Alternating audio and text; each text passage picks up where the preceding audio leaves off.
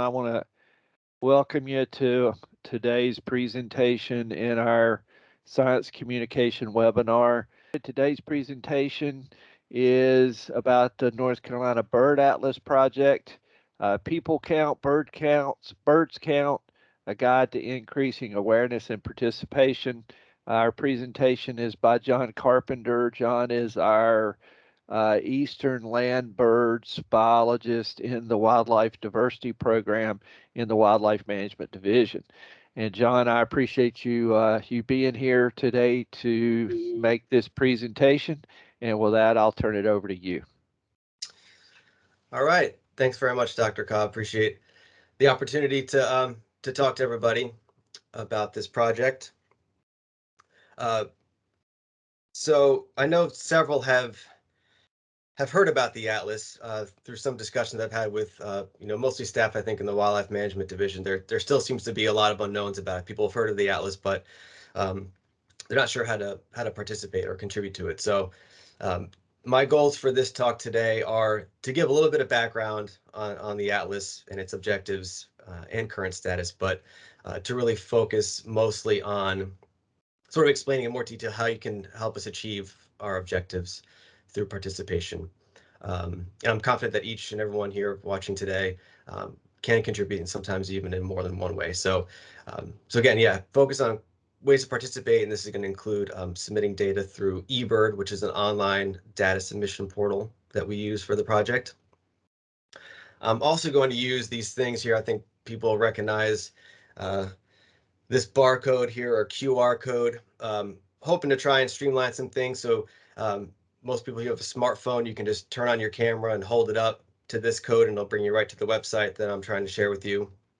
If you have an older smartphone, you might have to have an app to read codes, or if you don't have a smartphone at all, then this probably won't work. But in lots of other situations, I'll provide the actual web address for you to type in. Also, most slides are going to have a picture of a bird on it. If you want to try and keep a list of the birds and try to identify the species, I'll present the full list of all the bird species that are going to be in this talk at the very end. So to start off, what is an atlas? So an atlas is a large-scale, standardized biological survey that mobilizes volunteers and trained field personnel to systematically cover vast areas, and this usually is over a 5-year period. Atlases, the most popular kind of atlas is a bird atlas, but some other states and regions and countries have used them for other taxa, including, I think, most often plants, but birds are by and large the most popular animal to use an atlas for. So why conduct a bird atlas in North Carolina? So there's lots of reasons why we'd want to do it. One that kind of sticks out to me is one of the more important ones is the apparent decline in birds across the country. And one study revealed that we lost almost 3 billion birds on the landscape since 1970. And in North Carolina, we realized that we lack rough population estimates for more than half of the 281 avian species tracked by the NC Wildlife Action Plan. It becomes even more apparent and important that we have a better grasp of how many birds there are in North Carolina and where they are, as a way to develop and implement the most effective management plans to reverse those declines. So the first is to update the distribution and relative abundance of wild birds in North Carolina, and this is any bird. We're not focused on just one or even a handful of species. We kind of we want to know where everything. We want to know about every wild bird there is, and so it's not just about counting birds, but we're also trying to ask people to slow down a little bit and observe birds and document any evidence that you might see that birds are breeding in the state. The second thing we want to do is increase public participation in conservation. The Atlas is very much a citizen science project, but we are encouraging anybody of all skill levels, including commission personnel, to participate in this effort. And lastly, we want to build partnerships to help achieve these goals, and these could be existing partnerships or new partnerships. So we can want to build on those and foster some new relationships with other groups and agencies that share similar values as the Wildlife Resources Commission. So this is a statewide project, but obviously we can't survey everywhere in the state as much as we'd like to. So to help us have the best data set possible and the best chances of completing this project, we broke the state up into more manageable units using USGS quads. And each of these quads is then divided further into 6 blocks. And each block is about 3 square miles. And of those 6, in most cases, we selected the southeast block here is what we call our priority block. So that's where we're kind of focusing most of our efforts and trying to direct volunteers to go out to these areas to conduct most of their surveys. So this could be a first chance to try and use this QR code. If you scan this with your phone, it should bring you to an interactive map that we had that shows the blocks and some other layers, like land cover, some other features that kind of might help when someone's trying to get out and survey. Or you can just use this address here, this blocksignup.ncbirdatlas.org.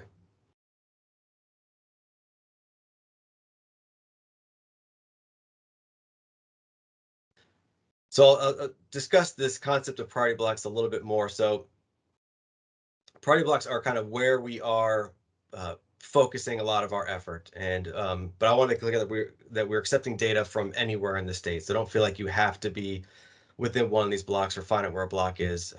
We're going to take data from every place we can. And that's, it's important to note that because there are a lot of species that are rare and, have very localized distribution. So, we know that these priority blocks aren't going to pick up every single individual out there or maybe even some species. So just want to emphasize that you can contribute from anywhere in the state.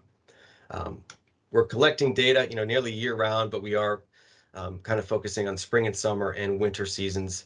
The spring and summer is generally when most birds are breeding in North Carolina, but a lot of birds migrate to North Carolina during the winter. And so we want to be able to capture all those populations as well. We are trying to, what we refer to as completing a block. So we want to, we have the blocks are spatially distributed in a way that's will really help with our analysis, but we also want to have sort of minimum to kind of targets or goals so that also the effort in each block is as even as possible. And what that looks like is roughly about 20 hours in the summer and about 10 hours in the winter. We want to try and visit all habitats, of course, those that are accessible. We don't want to be trespassing, but we'll get into needing some help to access private property a little bit later in the talk. And then again, confirming breeding. So we're asking people, not just to be counting birds, but to also to slow down and try and observe birds in a more detailed way. So the current status of the Atlas, we launched last March, so we're approaching our 1-year anniversary. It's again, it's a 5-year effort, so we're going to be going until March of 2026. We have over 1,000 atlasers or volunteers. Some of these, like myself, I'm an employee of the commission, obviously, so I'm being paid to go out and bird, but the vast majority of these atlasers are just volunteers, just kind of local birders or just naturalists in the state. Over 45,000 complete survey checklists have been submitted for the project, and breeding has been confirmed for 186 species. This is a map showing where all of our effort is currently in the state, and you can see the darker shaded regions here indicate where there's been some more effort from our volunteers, and the lighter ones is where surveys have been done, but less effort. And then you can still see some voids in here, some gaps of where we haven't gotten out to conduct any surveys yet. So this again is a map of our priority blocks, and sort of for a comparison of where we are with maybe where we were before the Atlas started. This is data from 2018, from April to August. And 414 of these blocks had data submitted to them before the atlas started. Now, obviously, the blocks really weren't a thing back then, but so I've gone back in and used data from historic sources to plot them in the map. But after the atlas, April to August of 2021, we now see an increase of about 44%, up to 597 priority blocks. So I think some indication that our messaging is working. We're getting people out across the state into more areas, and we're increasing the scope and the breadth of our data collection. So how can you all contribute? So the first thing is going to be submitting bird observations that you make using eBird. The second thing will be helping us get access to some private property to conduct surveys. And then lastly is just helping us spread the word about the project. So I'll step through each of these in more detail. And with the first objective and the first opportunity to contribute will be submitting your bird observation. So to do this, first you need to create an account with eBird, because that is the platform we're using to submit all of our data.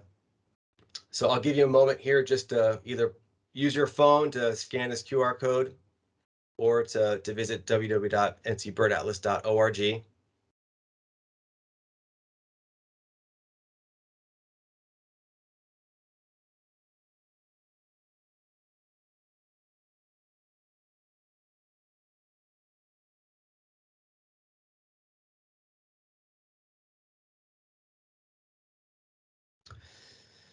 Now that should bring you to this page.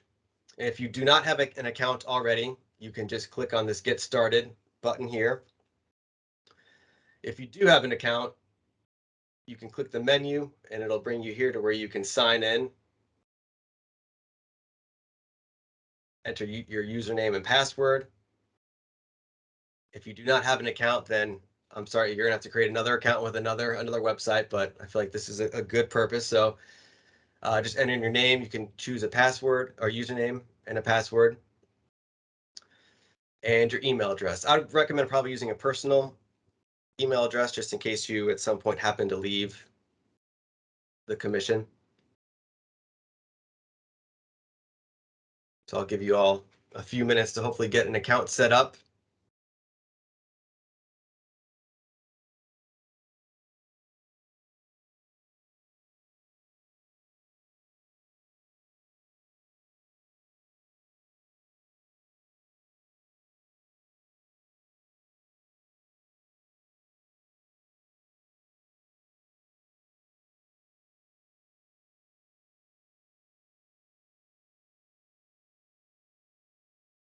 And the next step will be to download the eBird mobile app. So this is the most convenient way to be in the field submitting data is with your phone, just to do it in real time. You can also submit through the eBird browser on a laptop or computer, but for today I'm going to be emphasizing just the use of the mobile app. So I've got two codes here for you have an iPhone or an Android to scan, and it should bring you right to either the Apple Store or the or Google Play Store, so you can download the app.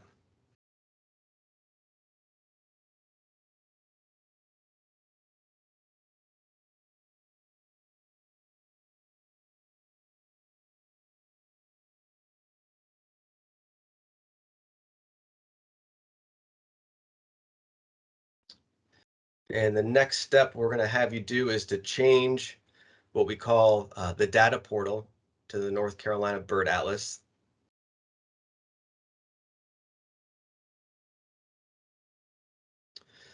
And the reason we do this is this data portal for the Atlas is basically acting as a giant filter. So we have kind of our own corner within the eBird universe to where all of our data goes to there. And eBird is able to generate some statistics and maps and more or less real time, updated at least daily. So that way we can see, where people are birding and it can sort of help guide some of our strategies for how to get people out into undersampled areas. So it is very useful to have your portal switched to the Bird Atlas. By switching to it, you're also kind of It's sort of indicating that the user is aware of the Atlas concept and is ideally aware of some of the requirements that we have for submitting data, which I'll get into a little bit later. But if you use eBird a lot now, or hopefully you end up using it a lot in the future, just be aware that all the data, whether you're submitting it to the NC Bird Atlas or any other project, everything lives within eBird. So all of your data is in that one place. You're not going to lose data at the end of the Atlas. Everything is in eBird. So I think that's worth mentioning. So I'll kind of step you through quickly the process of how to switch over to the data portal. So this is starting with an iPhone. This will be when you open up the app, this will be the first screen you see. You can click on the More tab down here in the bottom right. Then on Settings and Account, and then on the portal, it should be set to the default, which is just the core eBird. If you click on that, it'll open up this list, and you just scroll down to North Carolina Bird Atlas and select that. And then just back out of the settings, and that'll automatically save. And for an Android, this phone's a little bit older, but it should still be the same steps. You can click up here in the top left to open up the settings. Click on Settings. Again, click on Portal, and then scroll down and select North Carolina Bird Atlas. And so each time you open up the app, you're now set to be submitting data to the NC Bird Atlas portal.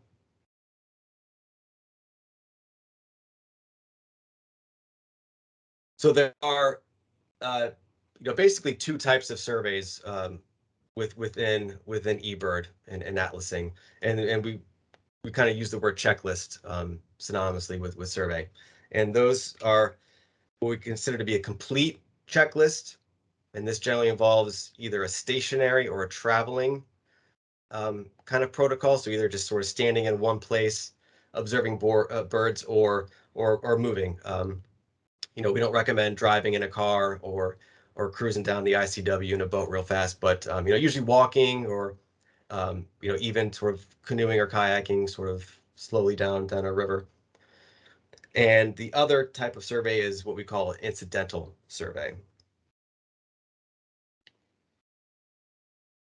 So a complete checklist, this is when birding is your primary purpose and your primary focus, and you are making a real effort to find and record all the birds around you. And it's important to stress to the best of your ability. You don't have to be an expert birder to complete a complete checklist. In contrast, an incidental checklist, your primary focus was not birding. So your attention was kind of diverted by something else. Maybe you just happened to notice, one or two birds in passing. But again, so your focus was potentially elsewhere. And there are really just three simple rules that we try and emphasize for when you're out birding for the Atlas. If you are trying to submit a complete checklist, we ask that you keep it to less than an hour. That kind of helps prevent you from maybe double counting some birds. The longer you go, the more likely you are to count things more than once, which we want to try and avoid. We also ask that you keep the survey, if you're traveling, to less than a mile. That helps us sort of tie your observation to a very specific place and habitat. And similar to that, to just use a real precise location. So again, we can tie all of your observations to a very specific location and habitat.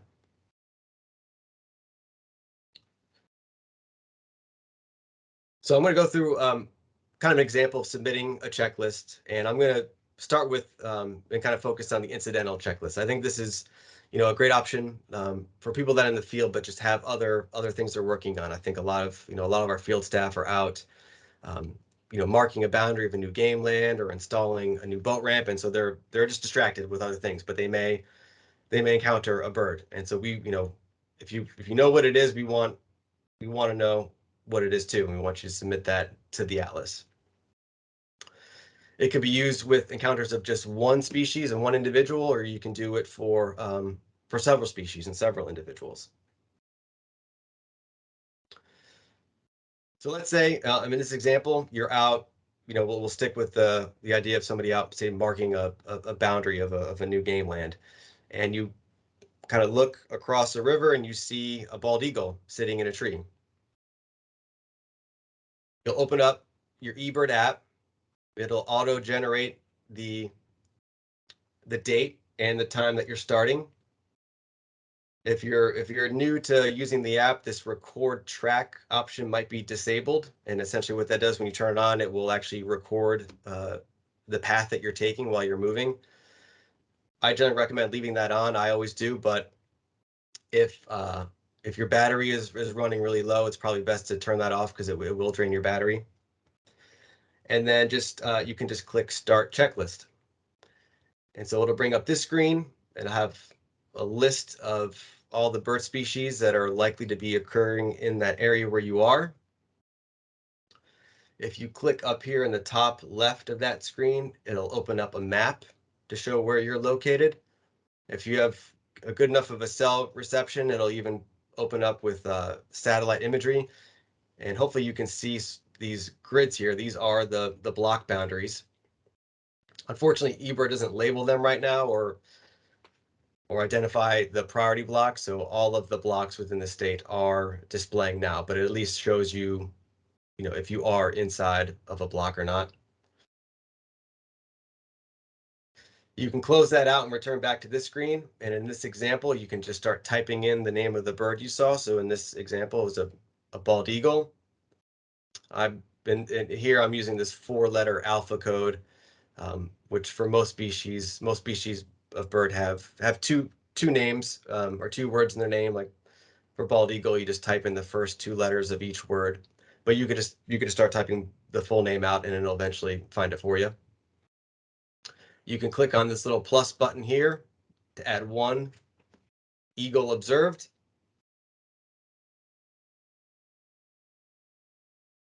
And then if that's all you've seen and all you want to record all the time you have to make an observation, then you can just click stop. It'll ask you if you're sure you want to stop your track or if you want to keep birding, you can just hit stop. It'll bring up this screen here. It's got the date and time. You can choose a location from where you were. Now, most modern phones have really great GPS receivers in them, so the app will automatically grab those coordinates for you. If you're in a remote location, it may prevent you from opening this up and selecting a more specific spot because it can't produce the satellite imagery, but the coordinates have been captured with this survey, so it'll automatically select incidental since you likely haven't moved yet or have only entered in 1 species, so it's kind of guessing that you're selecting or you're conducting incidental observation. But you can change that if you want to. This is a drop down. 1 observer, if there's more than 1 person that was there that helped identify the bird or saw it, you can change that. Since you selected incidental, it will automatically select that it's not a complete checklist of all the birds that you were able to identify. You can add comments. Lots of people enter in the weather or something maybe about the habitat at that location. And then go ahead and click continue. This is what the map, if you are able to sort of select the location here, it'll bring up this map here. And you can either just use your finger to select the spot or just accept the default that it gives you from the coordinates it received. And then that's it. You can just click submit and your checklist will now show up in this tab with any other checklist you have submitted.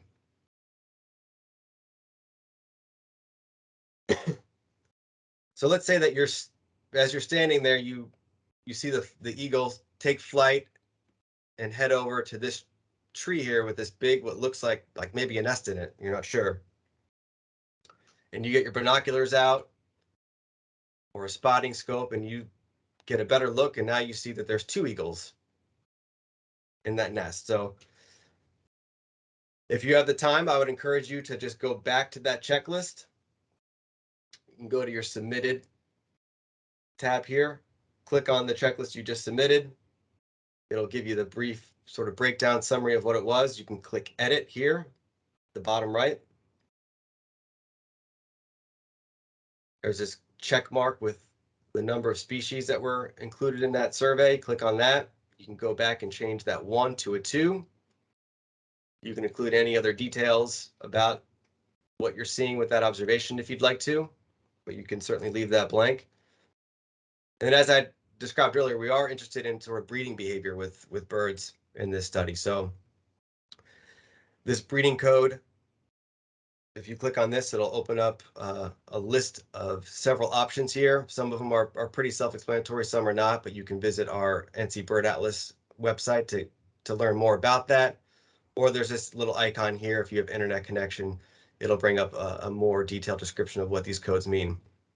For this example, you found 2 birds at a nest, so the occupied nest would be the one to choose for that.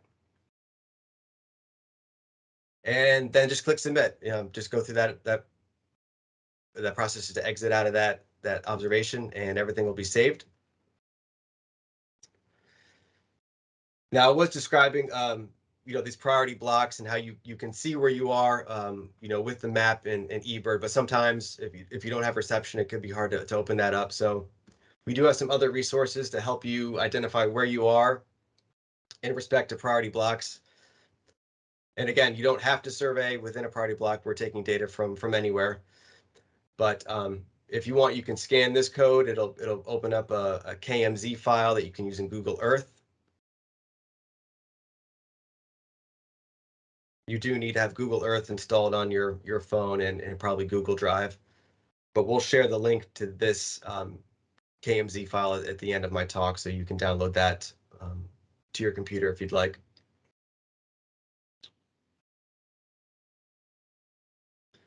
If you're offline, if you know you're going to be in a really remote area, and especially if you know you're going to be working or inside of a priority block, we do offer georeferenced PDF maps on our block map that you can download, and you can use an app called Avenza, which you can use without any internet connection or cell cover or cell reception at all. So here's the iPhone and Android QR codes for that app.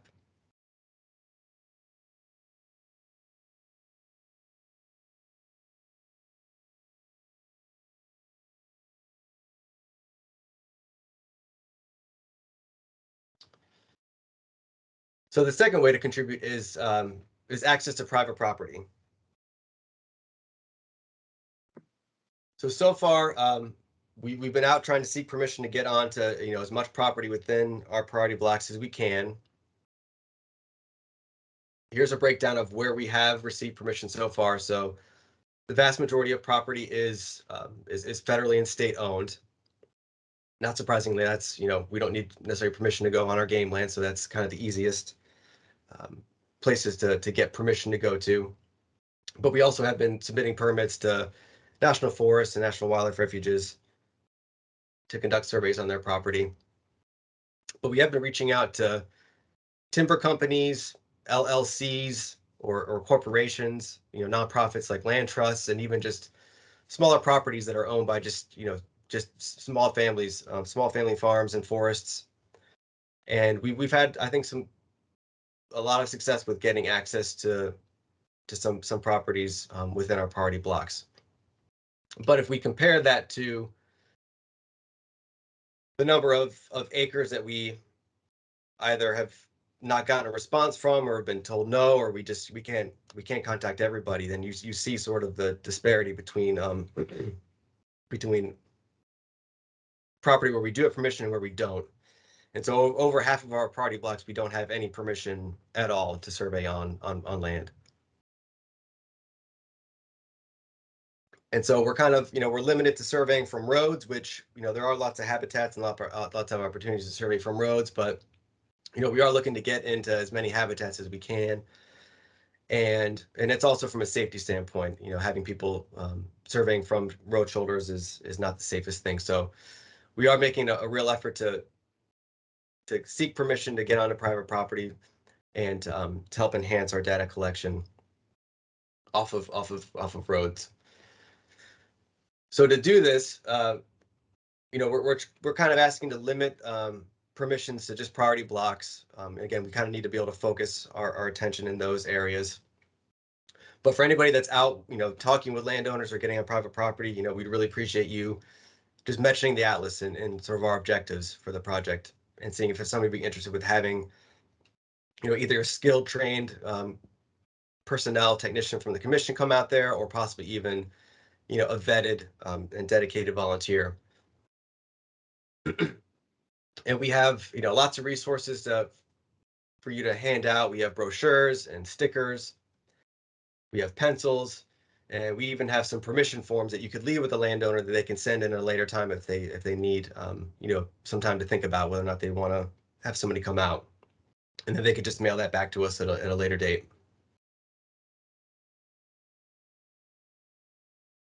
One other thing worth mentioning is from my experience, a lot of landowners are hesitant to let us on their property to be surveying for or counting birds, because they're concerned about somebody finding out about the data. And one important thing for eBird is to make data publicly available so people can use the data for analysis or management, or for even birders to go and find new birds in new areas. But with the atlas, we can hide our checklist so that only those of us working with the atlas administratively will see the data. We can use it for our modeling at the end of the project, but none of the data will be publicly available through the eBird website. So I found that it helps to sort of make landowners aware of that, and it kind of puts their mind at ease that nobody will be, nobody will be trespassing on their property.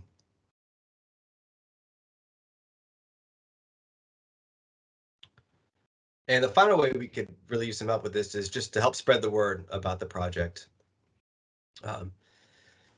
Anyone, I can't emphasize enough, anyone can contribute to this project.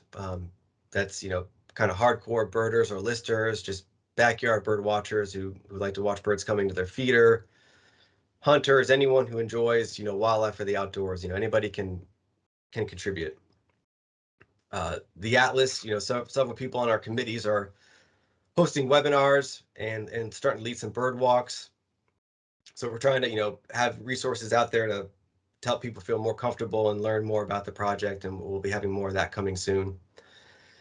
And we can get you all, stickers and pencils and brochures as much as you want. We can put those things in your hand. You can carry them around with you in your truck. And if you happen to have a conversation with somebody who seems like they might be a good fit for this project or be interested in it, we just ask that you maybe hand them out those items and just make them aware of the project. One potential barrier that we find is that people are often apprehensive about sort of participating in something like this because they don't feel like they know enough about birds. They're not as good at identifying birds. But there are lots of resources if you've had some experience with identifying birds, and especially by sound, that can be a tricky thing to learn. So there are lots of resources out there to help you either relearn bird songs or even just learn from scratch. So here's one really useful website that Audubon hosts, and the QR code to get to that.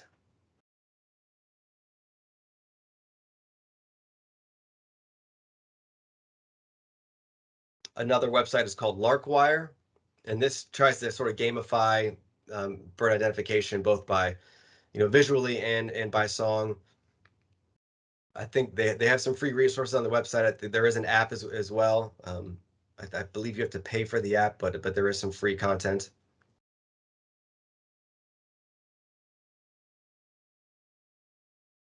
And then we also have available on a Google Drive some resources. These are MP3s of this is kind of a classic Peterson Field Guide audio CD called Birding by Ear and More Birding by Ear, and another one called Bird Ear Training Guide. So these are kind of takes it one step further. It just helps you sort of learn bird songs if you're interested in doing more of that.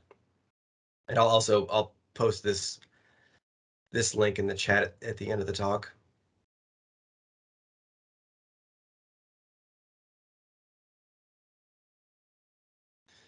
And lastly, there's an app called Merlin Bird ID that's available through Cornell, the same people that host eBird. And I didn't provide a link to this because it can take up quite a bit of room on your phone, so I didn't want people to get stuck with downloading that. There's lots of photos and sound files in it, but this basically walks you through an identification. It asks you about the size of the bird that you saw and the color and the type of habitat it used, and then it offers up several options of what it could have been.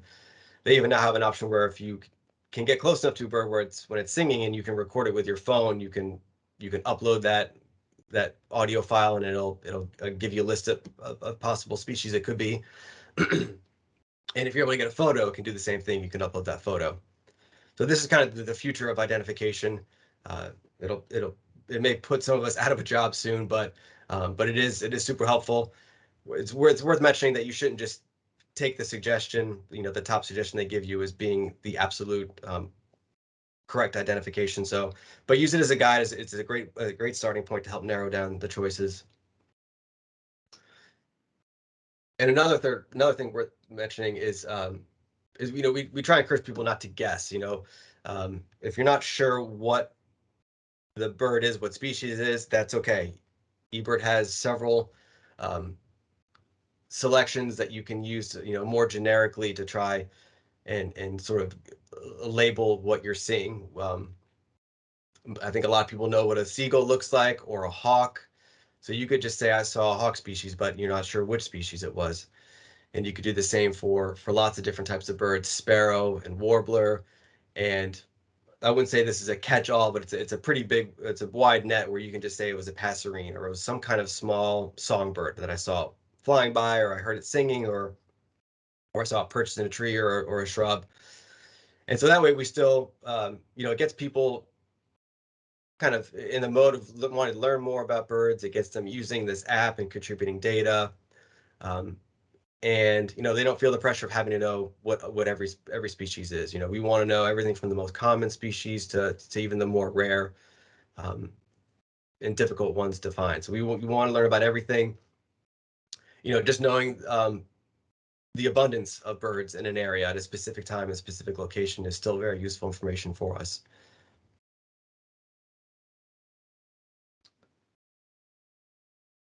So I want to just recognize and acknowledge many of the partners that are helping contribute to this project here, and also want to thank Scott Anderson, who's been co-coordinating this effort with me. And for those that were kind of following along with the bird pictures, this is a list of all the species that were included in there. And with that, I will take any questions. All right, thanks, John. That was a great presentation. I'll remind everybody, if you will, to put any questions that you have in the chat. And also, Scott Anderson put a number of links in the chat as we were going through, or as John was going through the presentation. So certainly check that list for some of the links to opportunities that John was talking about. I guess I'll start you off, John, with a question, and that is, obviously this is a great project, a statewide scope. Certainly, there's a ton of different applications for it, but I'm curious as to how you think the results of a bird atlas might influence the next iteration of the Wildlife Action Plan. Yeah, great question. From my experience with the 2015 Wildlife Action Plan, it was asking a lot about distribution and population size, relative abundance of birds, and so we were for some species we have a really great handle on that. We've spent a lot of time and effort studying some species, but for lots of them, we didn't have very detailed information for that, and so the atlas will be it'll be finished after the 2025 Wildlife Action Plan, but I think we're going to have enough data coming in to help us, answer that question for lots of species. So we'll be able to just plug numbers in from the atlas into those metrics And I think it's going to be just a much more efficient and streamlined, process for helping us, craft the next wildlife action plan.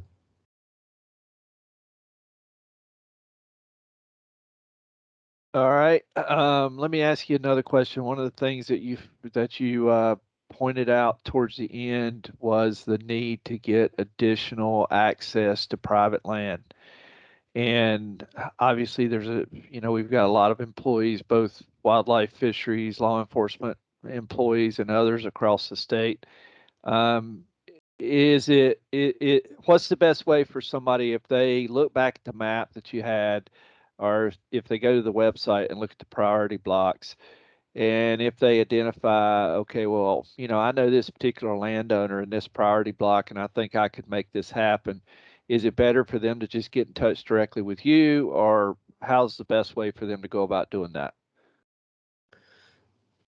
Right. Yeah. I think contacting me would probably be the easiest path to that. If we can get some of these forms and brochures in their hands, they can individuals and they're usually they have an address on there that they'll be sending it to our headquarters, so it'll eventually make its way to me. But yeah, I think if they've got a pretty good lead and a name or phone number, and that person's okay with me contacting them, I'd say just provide me with that information. And if they don't have Okay. access to the priority block map, but they have a good interaction with somebody, just go ahead and get their contact information for me, and I'll see if it'll be a good fit for the atlas. We fortunately we'd love to be able to visit lots of places, as many as we can, but we'll run out of time if we're trying to visit too many properties that are outside of our priority blocks. But if it's easier without having access to that map, just let me know who they are and how to get a hold of them, and I'll take it from there. Okay, great. And I don't think you necessarily can see everything that's in the chat while you're presenting, but I'll point out, in addition to a lot of compliments on the presentation and the project, Director Ingram has put up a note in the chat about having some ideas for access to private lands. So we'll need to make sure to tap that great resource, and also his encouragement for everybody to participate and help promote the project. Anybody got any other questions for John?